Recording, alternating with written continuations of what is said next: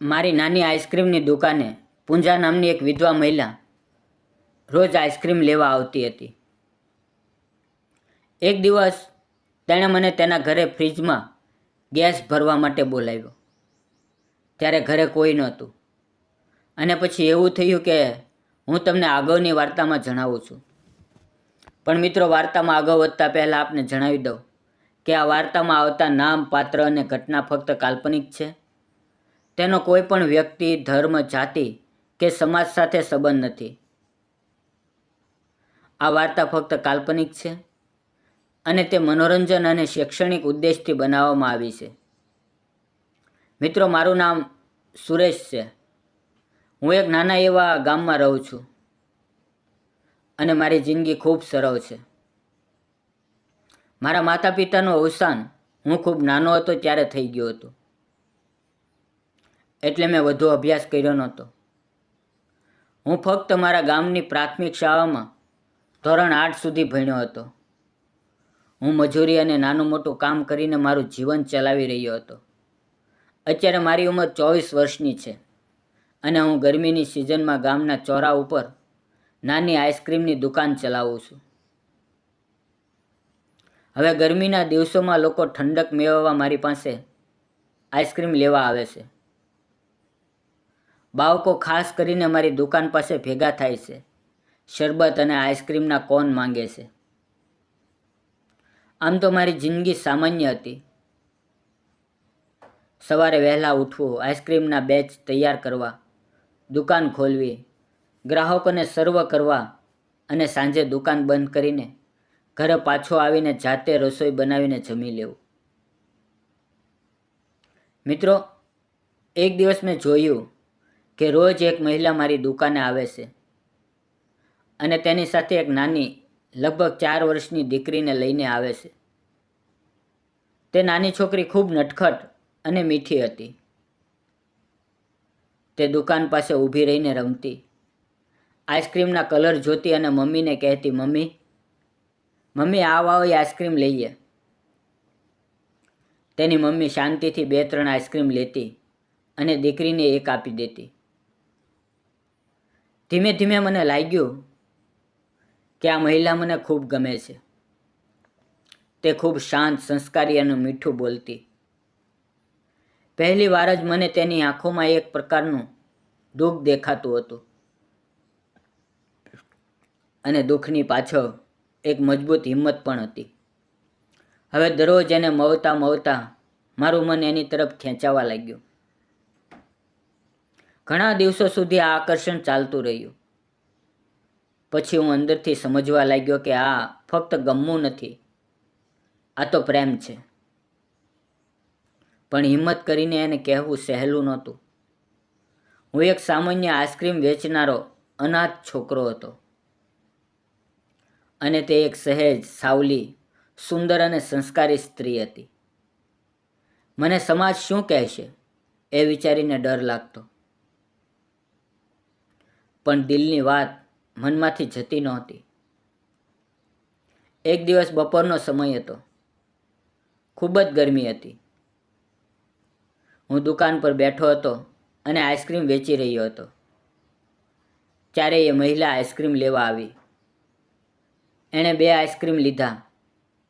પછી મને ધીમેથી કહ્યું, સુરેશ, મારા ઘરે ફ્રીજનો ગેસ લીક થઈ રહ્યો છે અને ઠંડક નથી રહેતી. તમને થોડું આવડે છે તો રિપેર કરી આપશો? મને થોડું અચરજ લાગ્યું, પણ મેં તરત હા પાડી. હું તેની સાથે તેના ઘરે ગયો. તેનું ઘર નાનું પણ ખૂબ જ વ્યવસ્થિત અને સુંદર હતું. તેણે મને ફ્રીજ બતાવ્યું અને હું તે ચેક કરવા લાગ્યો. તે દરમિયાન તે રસોડામાં ગઈ અને ચા બનાવી. મેં ફ્રીજનો ગેસ ચેક કરીને ભરી આપ્યો. થોડું લીક હતું. બસ એક કનેક્શન ઢીલું પડી ગયું હતું. થોડી વારમાં ફ્રીજ ફરીથી ઠંડુ થવા લાગ્યું. તે ચા લાવી અને અમે બંને બેસીને ચા પીતા હતા. વાતચીત દરમિયાન એણે મને ધીમેથી કહ્યું, મને ખબર છે કે તમે મને પસંદ કરો છો, પણ કદાચ તમને ખબર નહીં હોય કે હું એક વિધવા છું. મારા પતિ 2 વર્ષ પહેલાં એક અકસ્માતમાં ચાલ્યા ગયા. ત્યારથી હું મારી આ નાની દીકરી સાથે એકલી જ જીવન જીવી રહી છું. મેં થોડી વાર માટે ચૂપ રહીને વિચાર્યું. તેના શબ્દો મારા હૃદયને સ્પર્શી ગયા અને તેની આંખોમાં છુપાયેલું દુઃખ સ્પષ્ટ દેખાયું. એ સમયે મને લાગ્યું કે કદાચ ભગવાને મને એની પાસે કોઈ કારણસર મોકલ્યો છે. મેં ધીમેથી તેને કહ્યું, પૂંજા, તમે એકલા નથી. હું તમારું દુઃખ સમજી શકું છું. હું તમને દિલથી પ્રેમ કરું છું. તમારા ભૂતકાળને લઈને મને કોઈ તકલીફ નથી. મને ફક્ત તમારું આજનું અને આવતીકાલનું જીવન જોવું છે. તમારી દીકરીને પણ હું પોતાની જેમ સ્વીકારું છું. મારા શબ્દો સાંભળીને તે થોડી વાર ચૂપ રહી. તેની આંખોમાં આંસુ આવી ગયા. થોડી વાર પછી એણે કહ્યું, સુરેશ, મેં ક્યારેય વિચાર્યું નહોતું કે મારા જીવનમાં ફરી કોઈ આવી રીતે મને પ્રેમ કરશે. હું એક વિધવા છું. મારી દીકરી છે. આ બધું સાંભળીને ઘણા લોકો મારાથી દૂર થઈ જાય છે. પણ તમે મારી દીકરીને પણ સ્વીકારો છો. આ જ મારા માટે સૌથી મોટા આશીર્વાદ છે. એ દિવસ પછી અમારી નજીકતા વધવા લાગી. હું તેની દીકરી સાથે ખૂબ રમતો. તે મને સુરેશ અંકલ કહીને બોલાવતી. હવે ધીમે ધીમે એની નજરમાં મને એક પિતાની છબી દેખાવા લાગી. ગામના લોકો વાતો કરતા. કોઈ કહેતા કે આ વિધવા સાથે લગ્ન કરવાનું વિચારે છે. કોઈ કહેતા કે શું તે તેની દીકરીને સ્વીકારી લેશે. પરંતુ મને સમાજની વાતોની ચિંતા નહોતી. મારું દિલ જાણતું હતું કે આ સાચો પ્રેમ છે. અંતે એ દિવસ પણ આવ્યો જ્યારે અમે બંનેએ મંદિરમાં જઈને ભગવાનની સાક્ષીએ લગ્ન કરી લીધા. નાની દીકરીએ ફૂલોનો હાર લાવીને અમારા હાથમાં મૂકી દીધો. તે ક્ષણે મને લાગ્યું કે ભગવાનને અમને બંનેને એકબીજાને મળવા માટે જ બનાવ્યા હતા. લગ્ન પછીનું જીવન એકદમ બદલાઈ ગયું. હવે હું સાંજે દુકાન પરથી ઘરે આવું ત્યારે તે દરવાજા ઉપર મારી રાહ જોતી હોય. મારી દીકરી દોડીને મારી ગોદમાં આવીને બેસી જાય. આ સમય મારા માટે દુનિયાનો સૌથી મોટું સુખ બની ગયું. આજે ઘણા વર્ષો વીતી ગયા છે. મારી દીકરી સ્કૂલમાં ભણે છે અને બધાને ગર્વથી કહે છે, આ મારા પપ્પા છે. અને એ શબ્દ સાંભળીને મારું હૃદય આનંદથી ભરાઈ જાય છે. મિત્રો, મને હવે સમજાયું કે સાચો પ્રેમ એ માણસની પરિસ્થિતિ પર આધાર રાખતો નથી. પ્રેમ એ દિલની વાત છે.